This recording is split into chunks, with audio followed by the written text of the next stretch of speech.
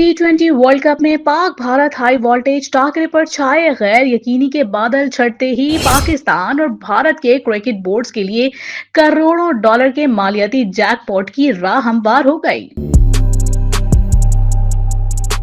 15 फरवरी को कोलंबो में होने वाली क्रिकेट की आलमी जंग पाकिस्तान क्रिकेट बोर्ड के लिए गेम चेंजर साबित होगी। बायकॉट खत्म करने के एवज पाकिस्तान ने अपने हिस्से में इजाफे और माली मराहत के लिए बेहतर डील हासिल करने की राह हमवार कर ली। पीसीबी के लिए ये मैच 15 से 20 मिलियन डॉलर की कमाई का जरिया साबित होगा, जबकि मकामी इश्तिहारी मार्केट्स और नशरियाती हुकूक से भी पीसीबी को अरबों रुपए की आमदनी मुतवक्के है। इस मालियाती बहाव का सबसे बड़ा फायदा भारतीय बोर्ड को पहुंचेगा, जो इंटरनेशनल क्रिकेट काउंसिल के मौजूदा मॉडल के तहत कुल सालाना आमदनी का 38.5% यानी तकरीबन 230 मिलियन डॉलर वसूल करता है। वाज़ेह रहे कि पाक भारत मैच के इनेकाद के फैसले से इंटरनेशनल क्रिकेट काउंसिल को 174 मिलियन अमरीकी डॉलर्स का फायदा होगा। ये तखमीना ब्रॉडकास्टर्स, गेट मनी और दीगर स्पॉन्सरशिप से होने वाली आमदनी की मद में लगाया गया है। दूसरी जानिब मेजबान श्रीलंका के लिए ये भी मैच एक माशी मुआजिजा साबित हो रहा है, जहां टिकटों की फरोख्त और सयाहों की आमद ने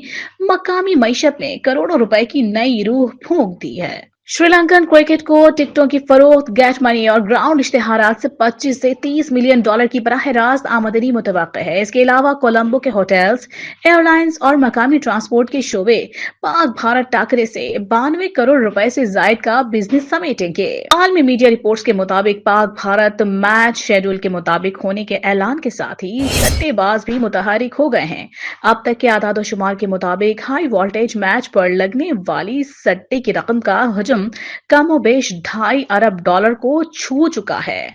Dubai, Mumbai, London, Johannesburg, Karachi, Lahore, Bangkok, Hong Kong, Colombo और ढाका समेत दीगर बड़े शहरों में क्रिकेट की तारीख के सबसे बड़े सट्टे की तैयारियां मुकम्मल हैं।